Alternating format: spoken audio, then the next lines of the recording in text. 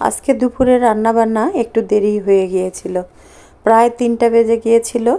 আর কেনই বা যাবে না, বাসা সম্পূর্ণ কাজ শেষ করে ধোয়া মোছা সেরে তারপরে রান্নাঘরে এসেছি। তো রান্নাতে যা ছিল, ডিমের মতো ওইটা কি ছিল, কি রান্না করে নিয়েছি, আসলে ডিম কি না চলেন দেখে নিই। ডিম না, আসলে ছিল আমরা আর টক। যে যেখান থেকে দেখছেন সকলে মঙ্গল মতো আছেন, আল্লাহ তাআলার অশেষ রহমতে আমরাও ভালো আছি। আর এই তো আজকে আগেই বলেছি রান্না বান্না দেরি হয়ে গেছে। আর কেন বা দেরি হয়েছে সেটাও একটু জানিয়ে দিলাম, যে ঘরের কাজ সম্পন্ন করে এরপরে আবার থাকছে একটা জিনিস এক জায়গায় রেখে মন মানছে না, আবার মনে হচ্ছে সেটা সেখানে না দিয়ে আরেক জায়গায় দিলে ভালো লাগবে।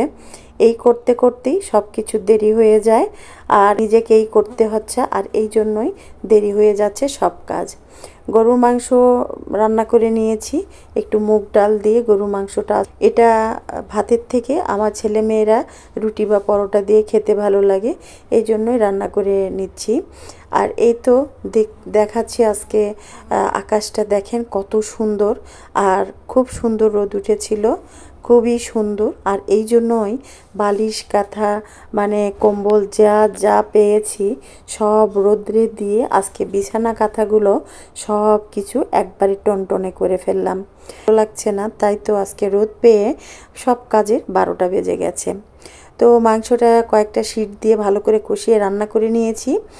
আর এই তো এখন ধনিয়া পাতা আর কয়েকটা কাঁচামরিচ দিয়ে আর কিছুক্ষণ জ্বালিয়ে ঝোলটা একটু গাঢ় করে নামিয়ে নিব।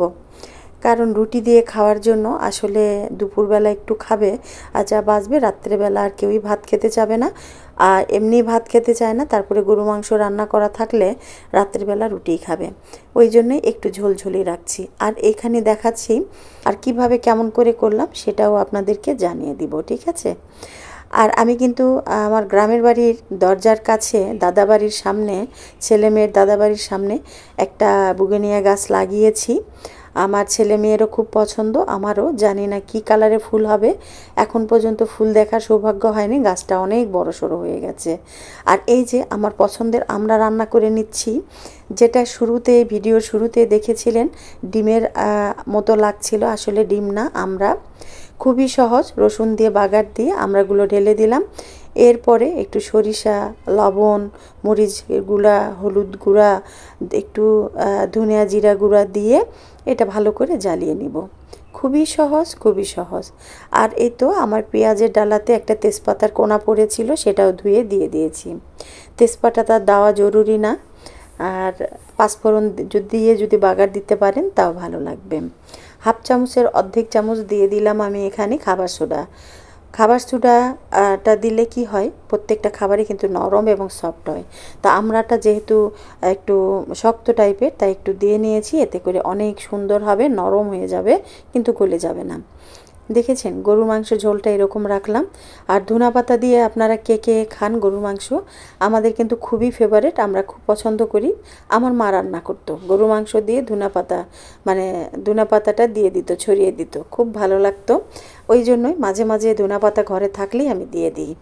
আর এই তো আমরা রান্না আমার প্রায় হয়ে এসেছে, ঝোলটা শুকিয়ে গেছে। দিয়ে দিলাম 1 টেবিল চামচ চিনি, আপনারা যে যেমন মিষ্টি খেতে পছন্দ করেন দিয়ে দিবেন।